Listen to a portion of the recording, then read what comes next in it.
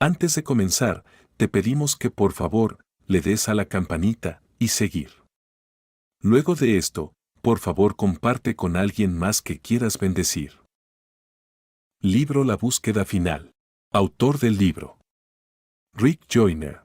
Índice. Parte 1. Las huestes del infierno están marchando. Parte 2. El Monte Santo. Parte 3. El retorno de las águilas. Parte 4. El trono blanco. Parte 5. Los vencedores. Reconocimientos. Un agradecimiento especial al equipo editorial por todo el fuerte trabajo y las largas horas que hicieron posible este libro. Diane Thomas, Julie Joyner, Steve Thompson, Tress Adoran, Becky Cheo, Terry Herrera y Felicia Hemphill. Introducción.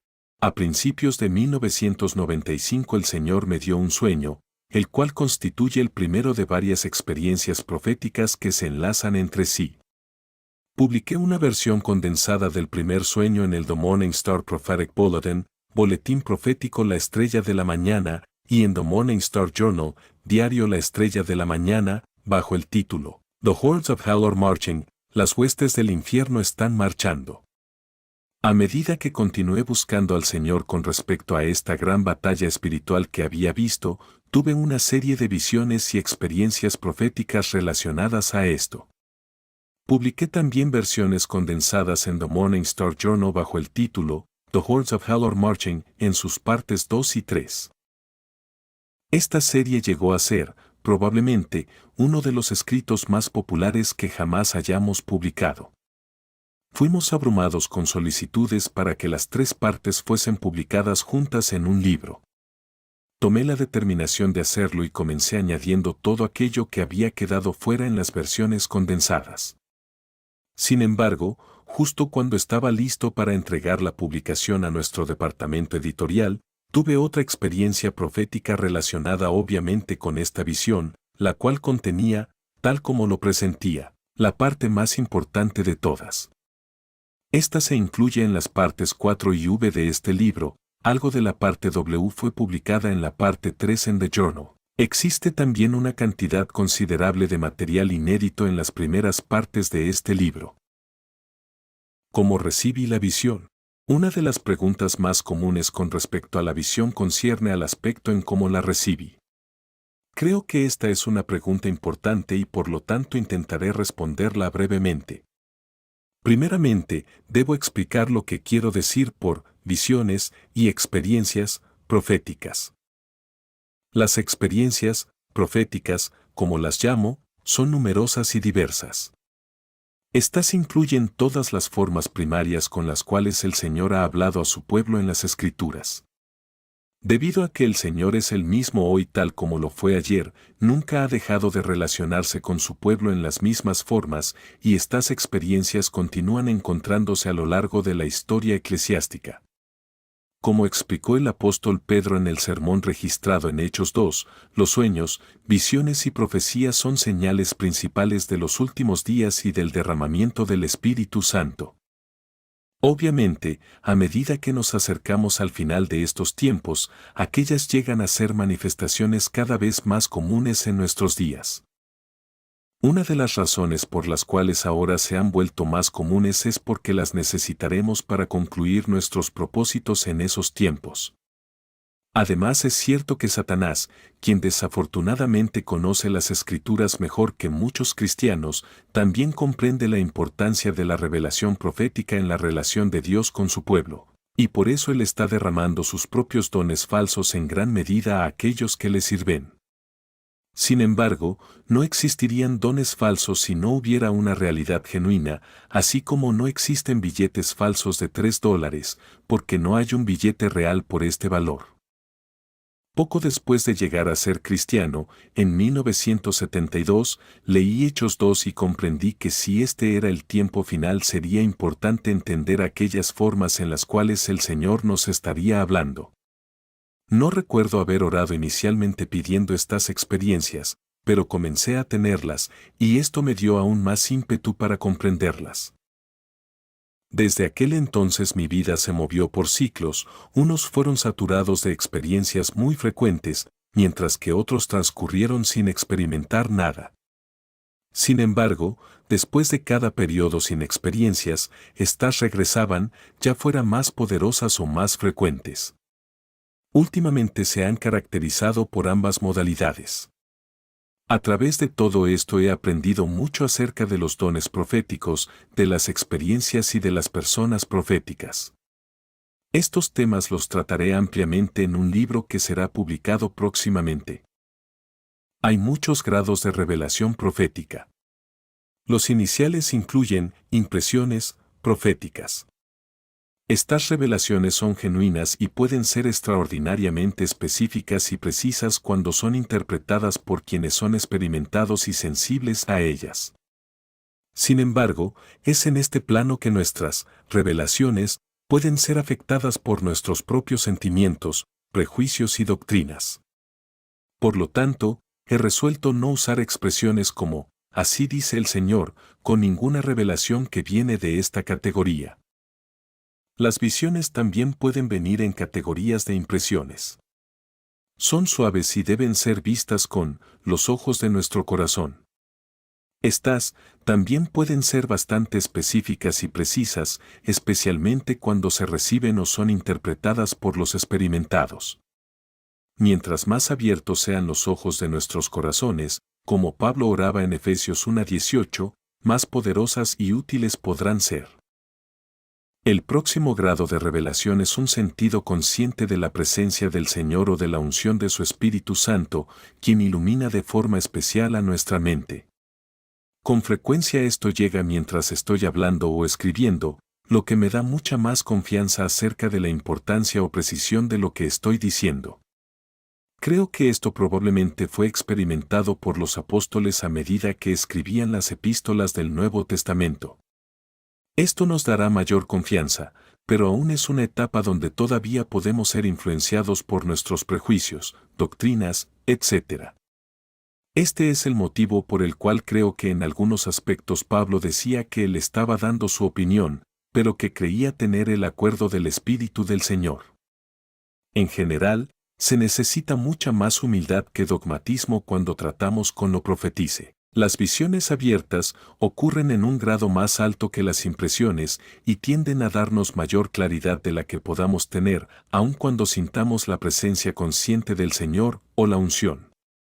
Las visiones abiertas son externas y se perciben con la claridad de una pantalla de cine. Debido a que no las podemos controlar, creo que hay menos posibilidades de mezcla en las revelaciones que llegan de esta manera. Otra etapa más alta de la experiencia profética es un trance, tal fue lo que tuvo Pedro cuando fue instruido para ir a la casa de Cornelio y predicar el Evangelio a los gentiles por primera vez, y como el que tuvo Pablo cuando oró en el templo en Hechos 22. Los trances eran una experiencia común para los profetas bíblicos. Son como soñar despierto. En lugar de ver simplemente en una pantalla, como en una visión abierta, se siente como si se estuviera dentro de la película, que en realidad se está allí de una forma muy extraña. Los trances pueden oscilar desde aquellos que son más o menos leves, donde se es consciente del entorno físico, e incluso se puede interactuar con él, hasta aquellos en donde uno siente que literalmente está en el lugar de la visión. Esto parece ser lo que experimentó Ezequiel con frecuencia, y probablemente Juan cuando tuvo las visiones registradas en el libro de Apocalipsis. Todas las visiones contenidas en este libro se iniciaron con un sueño. Algunas llegaron bajo un sentido muy intenso de la presencia del Señor, pero la mayoría fueron sorprendentemente recibidas en alguna etapa de trance. La mayor parte llegó al plano donde yo todavía estaba consciente de mi medio ambiente e incluso podía interactuar con él, tal como responder al teléfono. Si estas eran interrumpidas o las cosas llegaban a ser tan intensas que tenía que pararme y caminar, cuando volvía a sentarme retornaba inmediatamente al punto preciso que había dejado. En cierta ocasión la experiencia llegó a ser tan intensa que me levanté y me fui de la cabana, en la montaña donde voy a buscar al Señor, y conduje el auto hasta mi hogar. Después de haber transcurrido más de una semana, regresé y casi inmediatamente estaba justo donde había quedado. Nunca he sabido cómo encender tales experiencias, pero casi siempre he tenido la libertad de apagarlas, según mi voluntad. En 2 ocasiones, grandes porciones de esta visión llegaron en momentos que consideré inoportunos, como cuando había ido a mi cabana a realizar un trabajo importante, mientras confrontaba un plazo de vencimiento. 2 de nuestras ediciones de The Journal estaban algo retrasadas debido a esto y el último libro que publiqué hubiera esperado terminarlo unos meses antes. Pero el Señor no parece estar muy preocupado con nuestros plazos. En el sueño y en los trances, tuve lo que considero eran dones de discernimiento y palabra de conocimiento que habían sido magnificados grandemente. Algunas veces, cuando miro a una persona u oro por una iglesia o ministerio, comienzo a saber cosas acerca de ellos de las cuales no tengo ningún conocimiento natural. Durante las experiencias proféticas estos dones operan a un grado que nunca he experimentado personalmente en la vida real. Es decir, en esta visión puedo ver la división de las huestes del mal y conocer todas sus estrategias y capacidades al instante. No sé cómo vino a mí este conocimiento, simplemente sabía las cosas y con gran detalle. En algunos casos miraba algo o a alguien y conocía su pasado, presente y futuro, todo a la vez. Para ahorrar tiempo y espacio en este libro, he incluido este conocimiento simplemente como un hecho sin entrar en explicación de cómo lo obtuve. La utilización de revelaciones proféticas. Debo afirmar enfáticamente que creo que ningún tipo de revelación profética existe con el propósito de establecer doctrina. Para ello tenemos la Escritura. Existen 2 usos básicos para lo profético. El primero es para revelar la voluntad estratégica, presente o futura, del Señor en ciertos asuntos. De esto tenemos ejemplo en el sueño de Pablo de ir a Macedonia y el trance por el cual se le dijo que se fuera inmediatamente de Jerusalén. También tenemos ejemplos en el ministerio de Agabo. Uno de estos está relacionado con una hambruna que vendría sobre todo el mundo, y la otra tiene que ver con la visita de Pablo a Jerusalén. También vemos que dichas revelaciones son dadas para iluminar la doctrina que se enseña en la Escritura y que no se percibe con claridad. El ejemplo del trance de Pedro es uno que iluminó tanto la voluntad del Señor como la sana enseñanza bíblica de la Escritura, dada con mucha claridad, que los gentiles podían recibir el Evangelio, pero que aún no había sido comprendido por la Iglesia. Las visiones en este libro contienen algunas revelaciones estratégicas y también iluminaron algunas doctrinas bíblicas que yo, honestamente, no había visto antes, pero que ahora veo con mucha claridad. Sin embargo, la mayor parte de la doctrina que fue iluminada para mí en estas experiencias la había conocido y enseñado durante años, aunque no puedo decir que las había vivido muy bien. Muchas veces pensé acerca de la advertencia que Pablo dio a Timoteo, acerca de poner atención a sus propias enseñanzas. Muchas de las palabras habladas a mí mismo en estas experiencias, yo mismo las he enseñado muchas veces. Sé que he fracasado en practicar algunas de mis propias enseñanzas de la forma que debería hacerlo y, por lo tanto, muchas de estas las acepté como amonestaciones personales.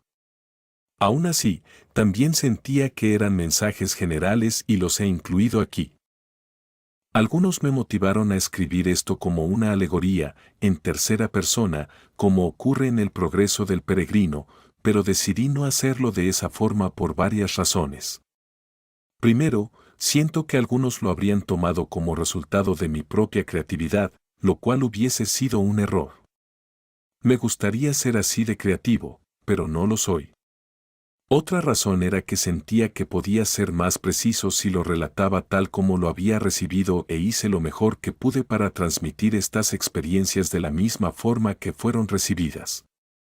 Sin embargo, considero que mi memoria con respecto a los detalles es una de mis grandes debilidades. En algunos momentos he cuestionado mi memoria con respecto a algunas cosas en esta visión y creo que usted debe tener por lo tanto la libertad de hacer lo mismo. Creo que esto es correcto con cualquier tipo de mensaje como este. Solo las Escrituras merecen ser consideradas infalibles. Mientras lee, Oro pidiendo que el Espíritu Santo lo conduzca a la verdad y que separe cualquier desperdicio que pueda estar presente entre el trigo. Rick Joyner. Parte 1. Las huestes de infierno manchando. El ejército demoníaco era tan grande que se extendía tan lejos como podía ver. Estaba separado en divisiones, cada una cargando una bandera diferente. Las divisiones más cercanas marchaban bajo la bandera del orgullo, la justicia propia, la respetabilidad, la ambición egocéntrica, el juicio injusto y los celos. Existían muchas de estas divisiones malvadas más allá del alcance de mi visión, pero aquellas en la vanguardia de esta terrible hueste del infierno parecían ser las más poderosas. El líder del ejército era el mismo acusador de los hermanos.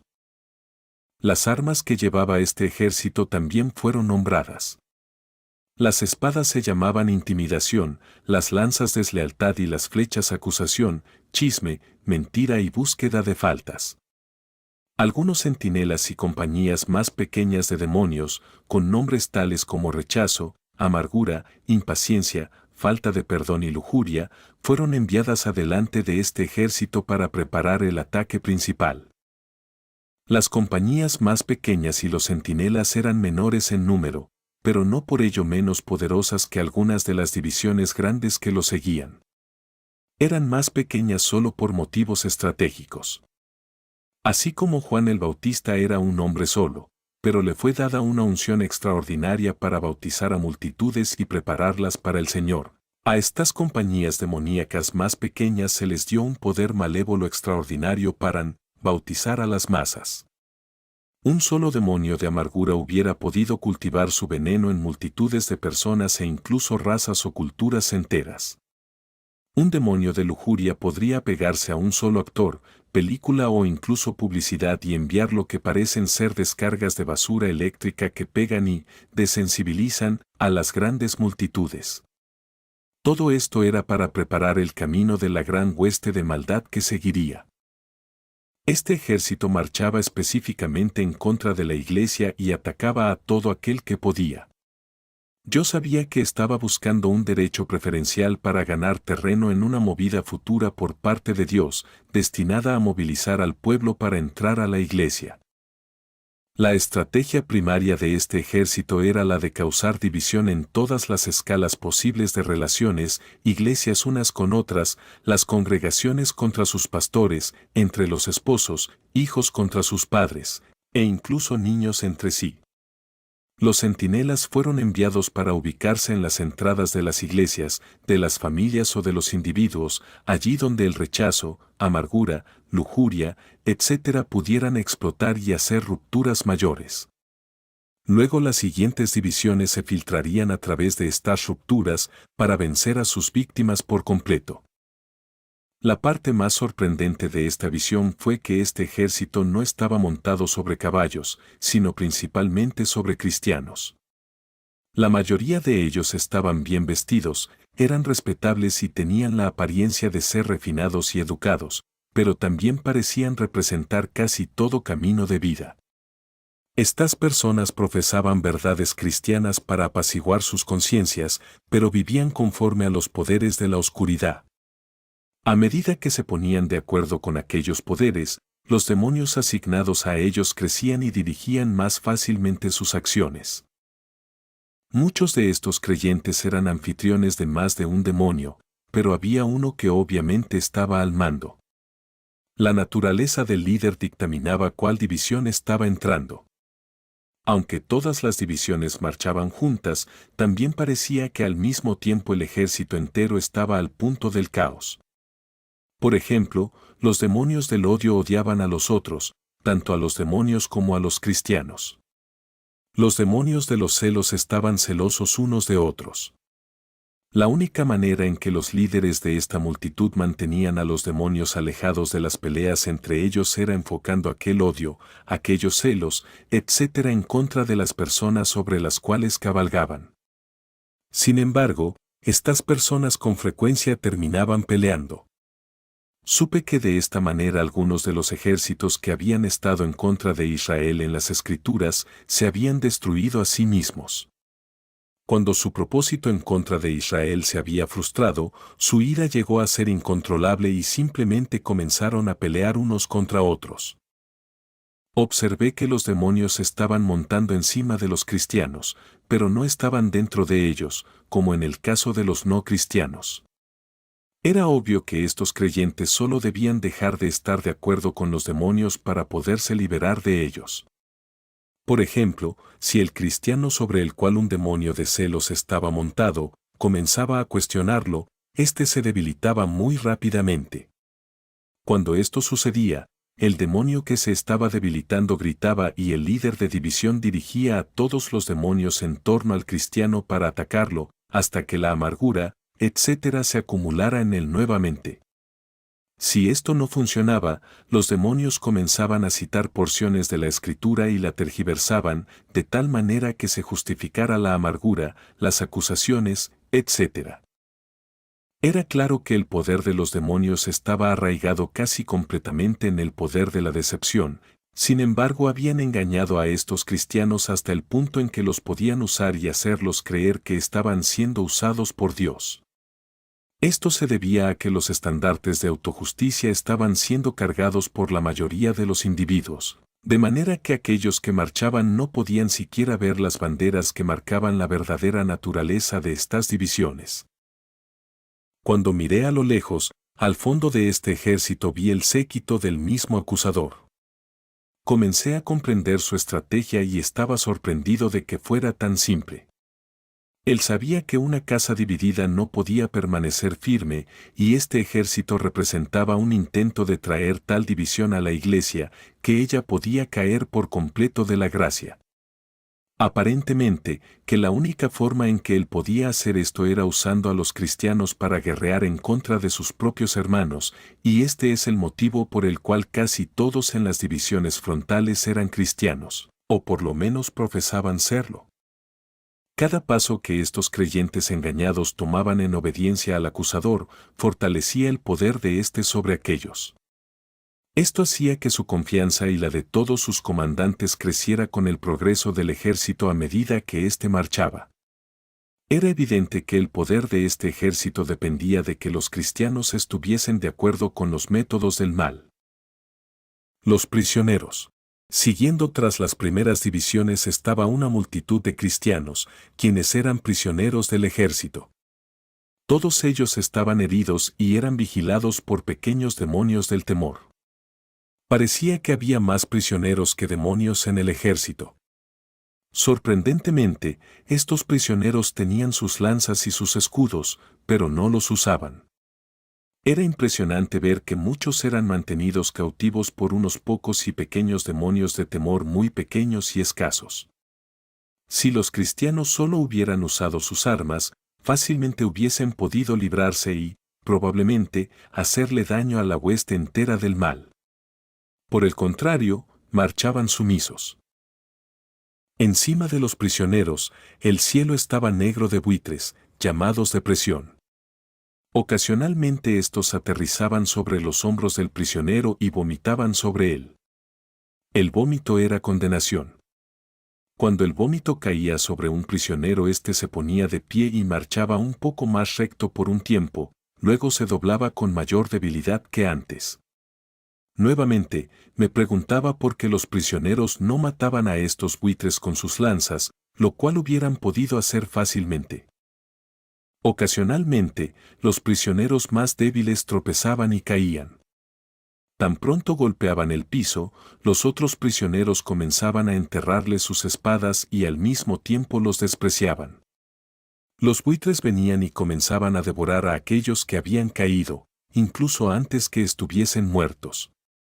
Los demás prisioneros cristianos se paraban a su lado mirando esto con aprobación y punzando ocasionalmente con sus espadas a los caídos. A medida que observaba me di cuenta que estos prisioneros pensaban que el vómito de la condenación era verdad de Dios.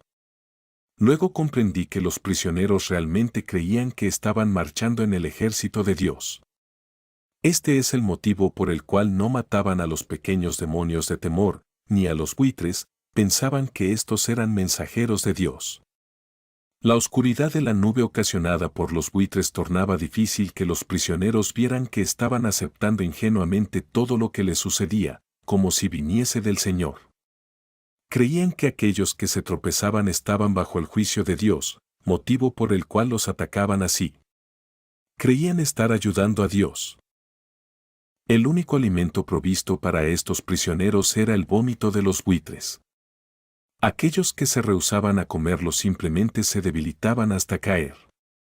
Los que lo comían eran fortalecidos durante un tiempo, con la fortaleza del maligno. Luego se debilitaban, a menos que tomaran de las aguas de amargura que continuamente se les ofrecía. Después de tomar de las aguas amargas comenzaban a vomitar sobre otros. Cuando uno de los prisioneros comenzó a hacer esto, un demonio que estaba esperando por un recorrido se montó sobre él y lo condujo hasta una de las divisiones delanteras. Peor que el vómito de los buitres era una sustancia mucosa repugnante que los demonios orinaban y defecaban encima de los cristianos sobre los cuales montaban. Esta sustancia mucosa era orgullo, ambición propia, etc., naturaleza que caracterizaba la división. Sin embargo, la sustancia mucosa hacía que los cristianos se sintieran mucho mejor que la condenación que ya sentían, de manera que fácilmente creían que los demonios eran mensajeros de Dios y estaban convencidos que esta sustancia mucosa era la unción del Espíritu Santo. Me había sentido tan asqueado por el ejército malvado que quería morir. Luego la voz del Señor vino a mí diciendo: este es el comienzo del último ejército del enemigo.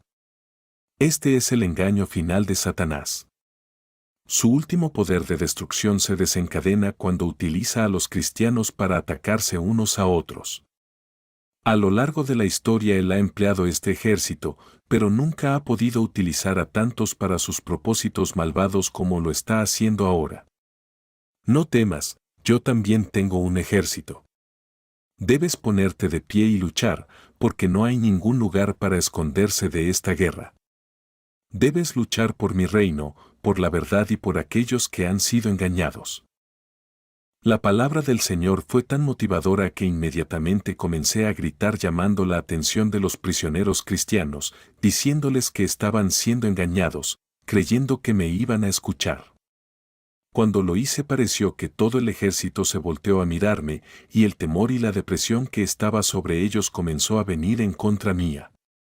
Continué gritando porque pensé que los cristianos se despertarían y se darían cuenta de lo que les estaba sucediendo, pero, por el contrario, muchos de ellos comenzaron a buscar sus flechas para dispararme. Los otros simplemente se detuvieron como si no supiesen qué hacer o pensar de mí. Supe entonces que había hecho esto prematuramente y que había sido un error muy tonto. Se inicia la batalla. Me di vuelta y vi el ejército del Señor de pie, detrás de mí. Había miles de soldados, sin embargo eran grandemente excedidos en número por el enemigo. Estaba conmovido y desalentado, ya que parecía que en realidad los cristianos utilizados por el malvado eran muchos más que los que había en el ejército del Señor. También sabía que la batalla que se iba a iniciar se percibiría como la gran guerra civil de los cristianos, porque muy pocos comprenderían los poderes que estaban detrás del inminente conflicto. A medida que observaba de cerca al ejército del Señor, la situación parecía más desalentadora. Solo un número pequeño estaba completamente vestido con su armadura. Muchos solo tenían puesta una o dos piezas de la armadura, algunos no tenían nada. Una gran cantidad ya estaba herida. La mayoría de los que tenían su armadura completa portaban un escudo muy pequeño, el cual sabía que no les protegería del ataque violento que vendría. Para mi sorpresa, la gran mayoría de estos soldados eran mujeres y niños. Muy pocos de los que estaban completamente armados se hallaban entrenados adecuadamente para usar sus armas. Detrás de este ejército había una multitud que lo seguía, similar a los prisioneros, quienes seguían a las huestes malvadas. Pero estos eran muy distintos en naturaleza. Parecían extremadamente felices, como si estuviesen intoxicados. Estaban jugando, cantando, celebrando y deambulando de un pequeño campamento al otro. Estos me recordaron al festival de Woodstock. Corrí hacia el ejército del Señor para escapar del ataque violento que sabía vendría contra mí desde las huestes malvadas. Desde cualquier ángulo parecía que estábamos a punto de ser masacrados con una masacre unilateralmente.